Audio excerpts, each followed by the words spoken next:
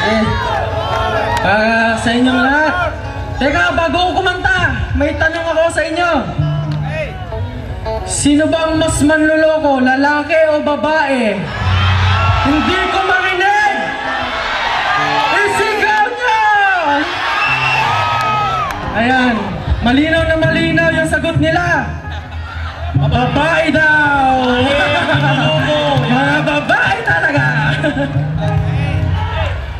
Para sa mga kababaihan na may pusong bato,